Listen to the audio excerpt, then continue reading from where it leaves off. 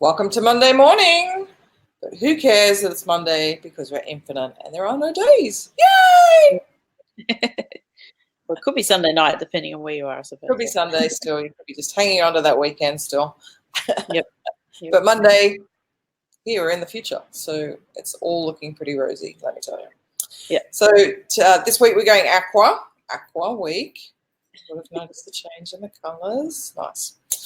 Right. So today we're going to talk about more fun stuff than we have in the last few days because the ego is really boring. So we're talking more about the infinite side now. We're going to flip it over and we're going to talk about what does it feel like and what does it look like in the outside world to be living more infinite and more expansive than what we've been talking about over the last few days, which has been quite restrictive. Like we see all the games of the ego and what it does and what it doesn't get us to do and all those sorts of things. And hopefully you can start to see some of the places where it shows up. It's pretty sneaky. It shows up in lots of different places. We could literally talk for weeks on where it shows up in the ego and the different games we play. And we'll do that as we go along. So I think we'll probably get little sparks as we go along about, oh, yes, I can see I'm playing that game and I'm playing that game and I'm playing that game. Yeah. But it was, I think, a good introduction to it. And that's probably all it has been. But we just felt to flip it over now rather than just keep talking about the ego and all the limited stuff. Let's see what it looks like. Because that's what a lot of people, I guess, get a bit confused about is like, well, I fully get the concept of the infinite, but what does it look like every day? Like, how does it show up? So how's it show up, man? I don't know. How's it show up for you? I was going to say, like, it is sort of important to sort of address that ego a little bit to see what it is, because it does help you to kind of then define what the infinite is. You know, like if you have some reference point of, you can kind of go, oh yeah, I can see where I've done that. I can see where the ego is driving that. So it does give you a very good frame of reference to see it really clearly for yourself and see how much it actually does show up. Your face is looking very infinite right now. You're very pixelated. Am I? Oh. Doesn't look pixelated on mine. Okay. Oh, really? Yeah. I don't know if you're away from your modem or something, but yeah, you've gone really pixelated. Okay. No, that's all right. This is Mandy in her infinite self. This is what she's when there's no defined outline of her in a human self. Is that any better? No. No, I'm not sure. It looks okay on my end, so I'm not sure if that would be what's happening or if it's what you're saying. Are you close to the modem or have you sort of walked away from it? I'm right next to my phone, which I'm using as a hotspot, and it's got a good signal, so I don't know. Bloody Tasmania, Australia, third world country of Australia, as far as Wi-Fi. Well, I'm not sure. Vietnam, completely clear. Hey? It looks okay on my end, so I guess unless we'd looked at it on Facebook. That's right. As long as we can hear you, look just infinite and just sort of glowing and stuff, so that's okay. All right. So this is what you're going to look like if you really step into the infinite. You're going to look like Mandy.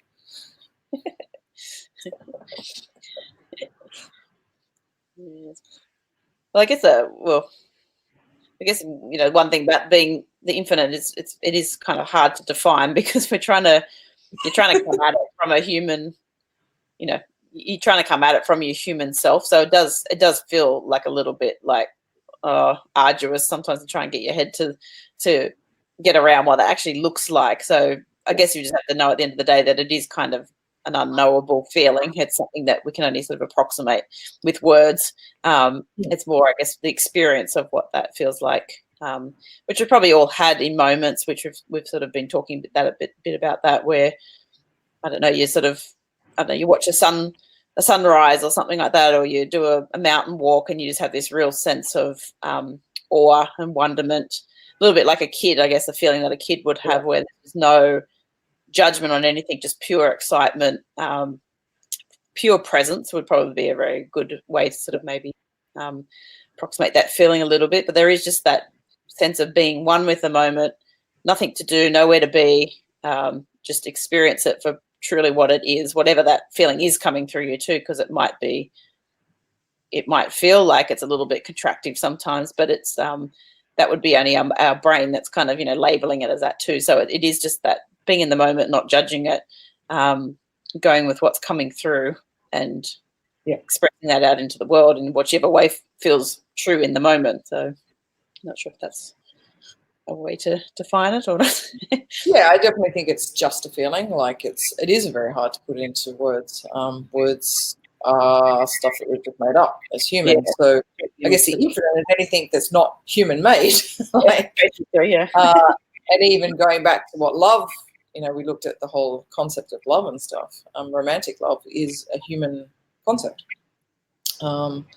And so that puts us straight back into limitation, whereas that feeling of unconditional love and infinite love is very different. And we will have all felt that from time to time sort of thing. And I agree. I think it is at the times when we're in nature and just sitting there, like not even looking for anything, and suddenly it just comes up, it just hits you, or you see something on the TV or on a YouTube video or something, and it just suddenly wells up and you go, oh my God, that's so amazing. Like you just have such an overwhelming feeling of connectedness and everything's right with the world, I guess. Yeah. And that sort of does bring in the concept of the infinite self, where the infinite self is everything. So it doesn't need for anything. No. So suddenly there's no agendas for anything. So all the stuff that we've been talking about over the last few days is so agenda driven. Like I'm looking for recognition, I'm looking for acceptance, I want appreciation, I need to feel secure and safe in my world. So you're constantly looking, and that's what the ego is doing, is constantly looking for those things in the outside world that we've been talking about. Suddenly you go infinite, you are everything. Everything's just a reflection of you. You actually created all of it. Yes. And that will be perceptively what you label as good and bad as well. So, which is obviously the ego labeling it as that, but bad things that we potentially see happening in the world, that's all expression of the consciousness as well. So it's all part of the expression. It's just us that judges it, that makes it, we say, oh, good or bad, that's positive or negative, that's supportive, not supportive, like all the words that we come up with, the polar opposites of things. So yeah, definitely. And that's really what gives rise to the ego in the first place. And perhaps we'll do a session more on the science of the ego and where it actually comes from. It's quite fascinating. Yes. When you start diving into it, because you really start to see it turn up in the world. And it is really cool. It's not like just pure science and it's hard to get your head around. You can actually see it play out in the world. Yes. It's cool. Like it's actually really cool. And then I guess you start to understand the ego more and its role and appreciate it for what it is rather than trying to get rid of it. Sometimes it's good looking at the science of this thing too, because it depends on your sort of natural propensities in life. I guess some people are very left-brained approach to life as well. So science sometimes gives you a really good understanding of how something works and maybe a bit of validation. It kind of helps your head get around some concepts. I know that's definitely worked for me sometimes. It's like a bit of both. You can have the real conceptual part, which I can do quite well because that's just a naturally propensity of mine to do that. But I'm also kind of have very, very analytical, and I like the science that kind of backs it up a bit too. It's just like that kind of like, I can, that makes more sense now. I can see how that works, or it makes it a bit more practical maybe for some people too. So I think the science is fascinating. For me, it's really fascinating. I think so too. Oh, wow, there's so much going on in this world that we don't see and that we didn't even realize was going on behind the scenes type thing. And it is really behind the scenes. It's almost like we're on this set, this movie set here, and we've got it and we're playing it out. We're playing our roles and we're like little actors all the time, and the scene changes. Suddenly you jump on a plane and the scene suddenly changes. But behind the scenes in science, it's amazing what's going on.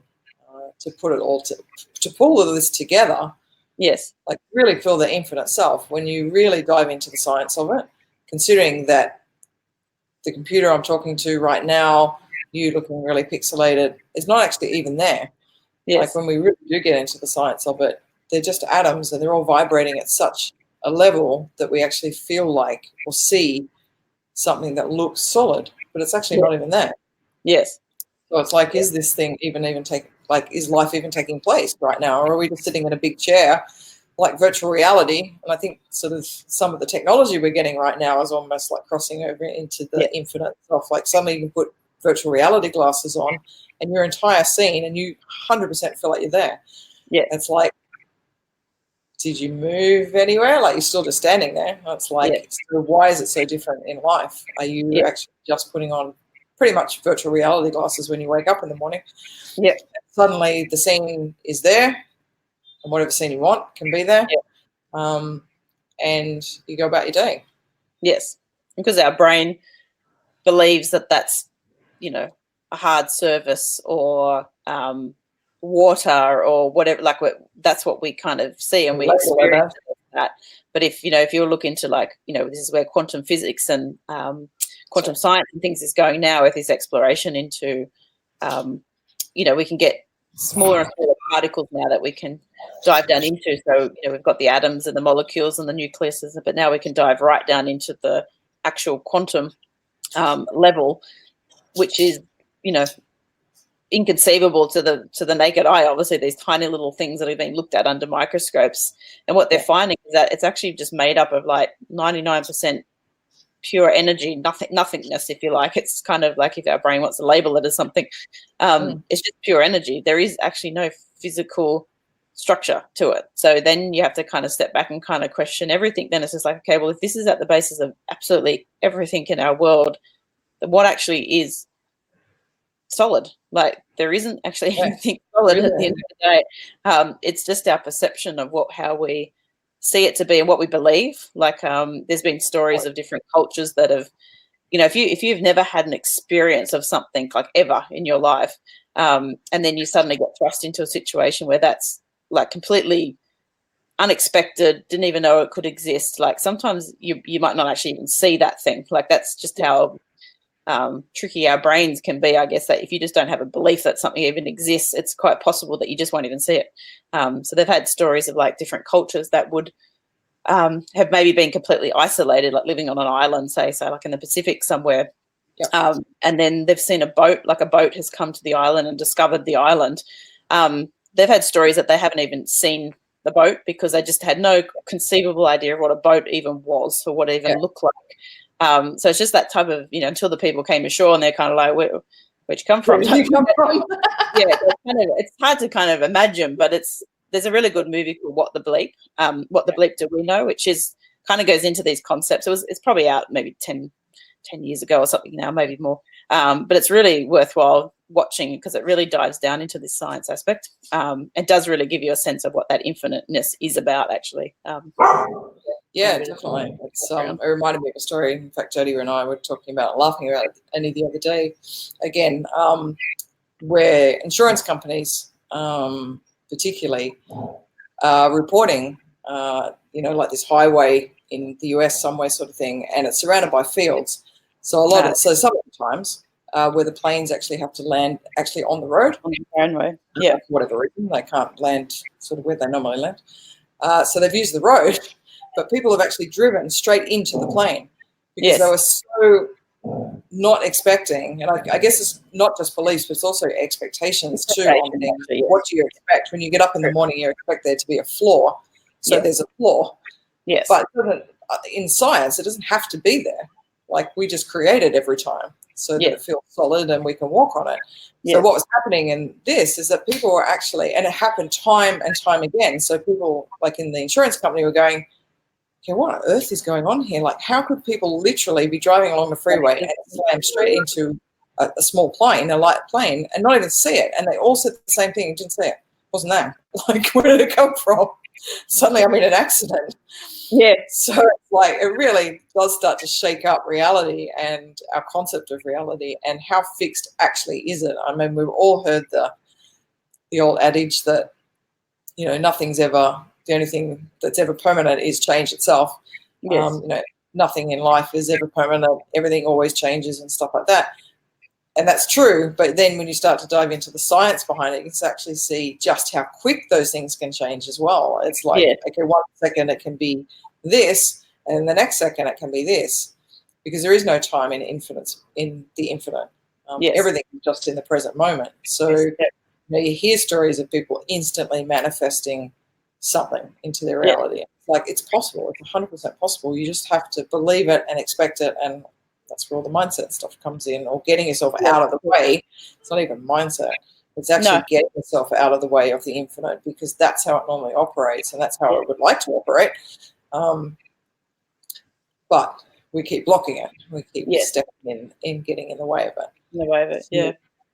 I was just thinking, like, how you can have an experience, not necessarily experience of the infiniteness, but maybe just that sense of what's real, what's not real, like, and things like that. Is like, I've often done this before where, say I've done a mountain walk. I quite like sort of hiking and things like that. So you walk up to the top of a mountain, and so you have this experience, like this amazing experience of looking down over like a big valley, or, you know, big mountain ranges in the distance, and that sort of sense of awe and wonder. And so that kind of feels like a very visceral feeling in your body, and you can remember it really easy, sort of thing. But so if I was to close my eyes right now and imagine that, so if you have something that you've done before, like a really amazing experience that you just sort of had this really visceral feeling in your body that you can just recall like in an instant, like, and it just brings this really amazing feeling back. So if you close your eyes and you sort of imagine yourself back in that spot, how do you know that's like, isn't that happening in the present moment? Like that feeling of being on top of that mountain again and seeing that view and feeling that feeling within your body, like it's actually happening right now in the present moment. You're actually, it's a memory that you're having, but you're actually in that moment having that experience again. So then you can kind of go, well, am I standing here in front of the computer now, or am I on top of that mountain? Like, it's kind of like, I'm both. Like, you could be, but that's sort of just giving you an idea of kind of how tricky it kind of is. It's like, you know, and even that thing, like you look in a mirror and you see what you think is your face, but how you've got no other way of actually seeing your face. Like, there's no, you can't look back at yourself, like you, in terms of like from your body, like you can only see a reflection of yourself. You can see a photograph, you can see yourself in a mirror, but you can't actually, when you think about it, you can't actually see your own face. Like, so it's like, how do you know? You've never seen your own face in real life. Yeah, it's like, how do you know your face is actually there other than what you're seeing reflected back to you? So like little things like this that you kind of just start to kind of play with your brain a little bit. It's just like, wow, like what is actually real? And if it isn't real, then how much could you play with everything? Then if it is coming from that infinite space and everything is possible, then how much could you play with this if it's not real? God, this stuff is so cool. This is the stuff that I get so excited about. This is just like possibilities. Hey? It's good to have an experience of it, because if you've never really thought about that, you just take it for granted, sort of thing, like, oh, this is what I look like. But it's kind of just interesting because it's even just like actually being on, say, like a Facebook Live video where it often flips things around. It's quite interesting when you look back at it and you kind of go, oh, I don't part my hair on that side. Like, it's kind of like, it looks really, because that's not how you're used to seeing yourself, like say in a photograph in the mirror in the morning, and so you see it completely different. You're like, is that how people see me, or is that how it is? And it's kind of like, it's just starts to kind of they're looking at me, so is that is that the opposite? Is that what they're seeing and I'm seeing? Like, it's kind of, it just starts to play with your brain a bit and just sort of shows you just how sort of how it is all smoke and mirrors at the end of the day. Like, it is just a whole bunch of magic tricks that we kind of believe and we expect to be there. As Nat said, like, you step out of bed and the floor's there, you expect it to be there, so it's kind of it shows up. Like, that's just how we've set up the world. It doesn't need to be there. It could be a waterfall. Yes. Step out into a waterfall. Like, it's just as possible, as easy as those two things. As a floor. Yes. It could easily be that. You could step out into space, into nothingness. Yes. You do hear astronauts actually, if you've ever heard like an astronaut sort of accounting their very first experience in space, like, and stepping out of the space shuttle, and sort of maybe they're out there to do repairs or whatever, and the first time they actually feel themselves out in space with that weightlessness, just attached to this, space shuttle with like this little, cord that's providing their oxygen. So, so talk about sort of that sense of like, oh my God, like totally reliant on, technology, things like that in the day. But then they talk about that awesome moment where they just kind of look down on the earth and just have this feeling of kind of like, wow, that's like everything that would come with that feeling of, oh, that's Earth, and everything you think Earth is, and the stories and the people that you love, and they're all kind of all down there. Stuff going on, all the stories playing out. Yeah. You have that true sense of like being, I mean, this is a recollection of reading somebody's account. I haven't been in space, but that kind of, you just kind of put yourself in that feeling, like if you've watched a movie, and you do get that sense of what that would be like just that sense of infiniteness and weightlessness, and like anything could happen in that space, and just seeing the beauty of the creation kind of in front of you. And it is kind of amazing when you kind of think about like that as well. Or look at the stars at night and just kind of imagine all the stuff that's, science is showing us is there, and we can't even see it. Like it's just unfathomable when we think about it. Yeah, it's pretty overwhelming. Like when you go to a place like 𝐾𝐾𝐷 in Australia, and there's plenty of places around the world where there's just literally no light whatsoever other than the stars, and how many there are. Like I remember going to 𝐾𝐾𝐷 many years ago and sleeping out under the stars. Yes. And literally feeling overwhelmed.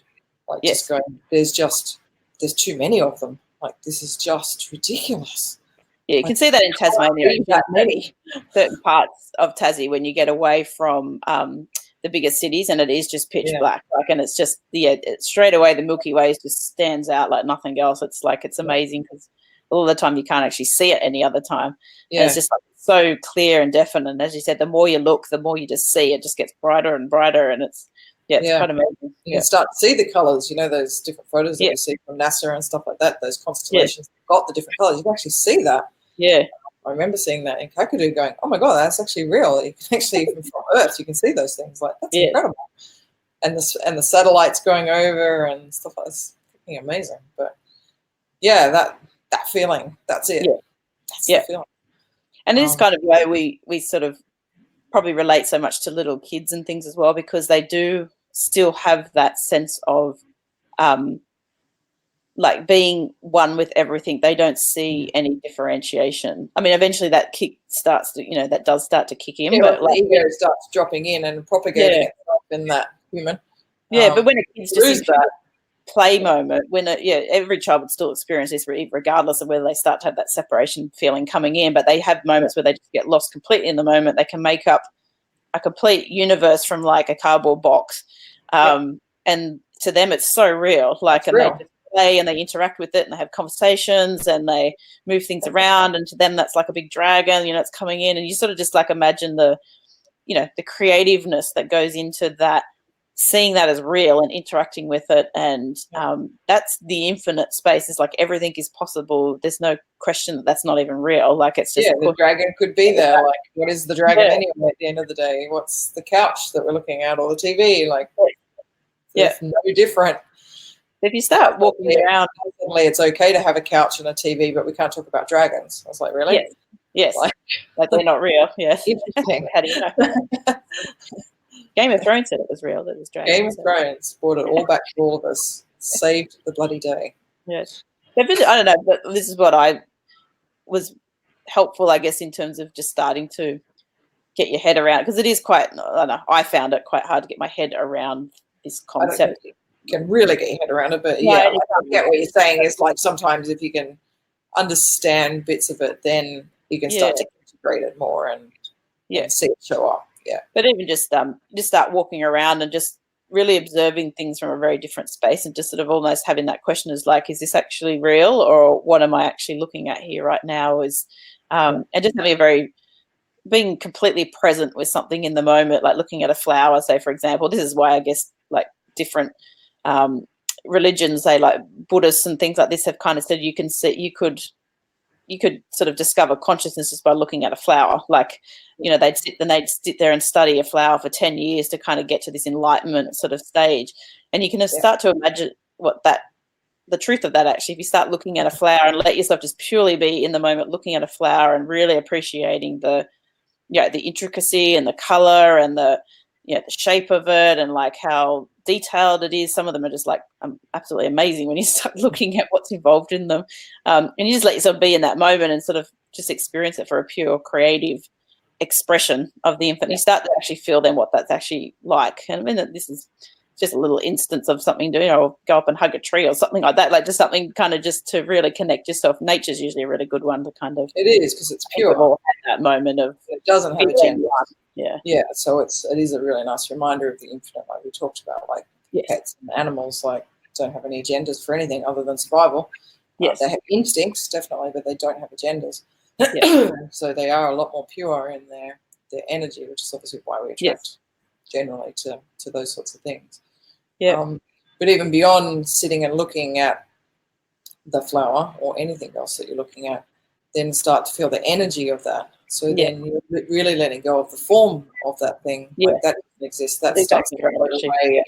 Maddie and I will tell some stories about some work that we used to do with Dr. John Demartini, where he would talk, you would go through a process, take many, many hours, on somebody that really was pushing your buttons. So it might have been your father or your mother as a kid, it might be your ex-partner or whatever, like somebody that really gives you... Yeah, like you might have had sexual abuse.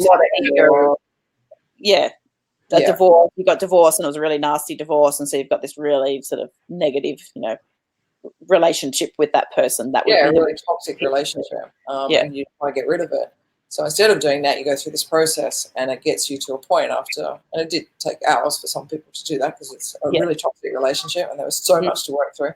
But you would sit opposite somebody that represented that person, and the more you looked into that person's eyes and you got to that point of melting by that stage where all the head stuff had gone.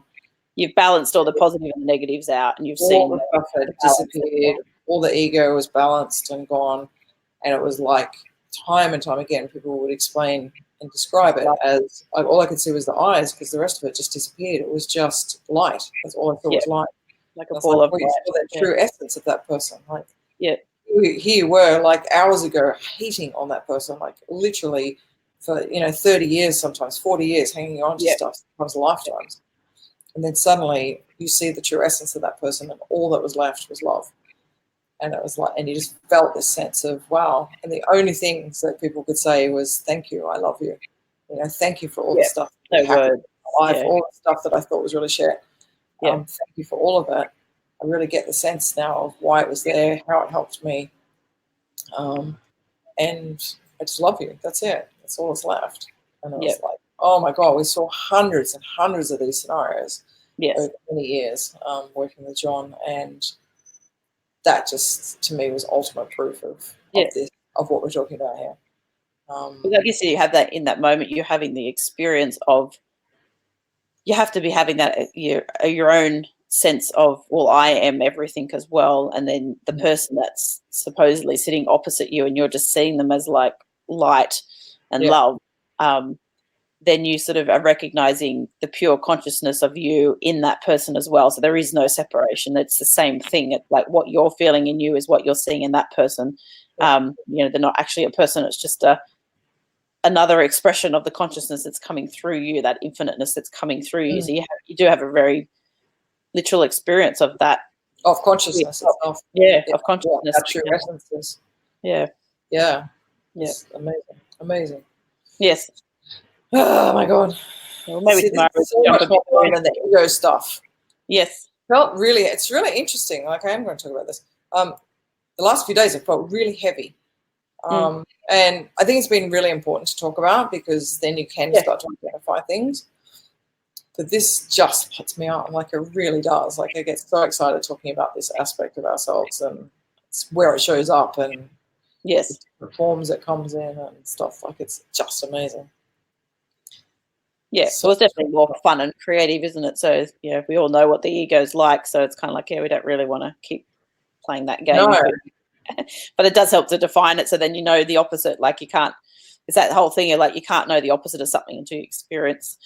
You don't know hot unless you know cold. Like there's nothing to compare it to. So it's like we look at the ego and we define what the ego is, and we've all had like a lifetime's experience of what that is.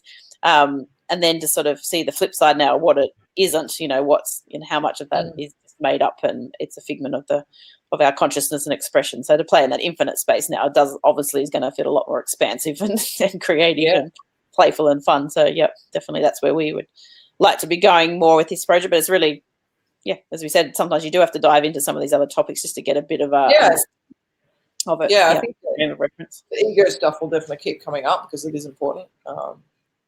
But it does give you that contrast of knowing the infinite through what it's not. Exactly. Approximating it more, It's really cool. We're only going to talk 10 minutes and here we are at 30. That's a daisy. Seems to be a bit of a pattern. Yeah. Oh, maybe tomorrow we can jump a bit more into some of the science, or maybe some fun experiments that you could try. Like we said today about the ones like just imagining yourself looking in a mirror and realizing you're actually not looking at your face, like just something like that. Have a bit of a play with that and just see. Yeah, it's like really see how it feels. Yeah. It's like, can I look at I can't look at my face. Yeah. I can see my nose. Most you see is like your nose. Yeah, it's kind of like it's about all you've ever seen of your face. Yeah. It's pretty amazing. I think that. Yeah, it is pretty cool. Well, tomorrow let's play with some more of that things. Yeah, that's cool stuff. Yay! All right. All right.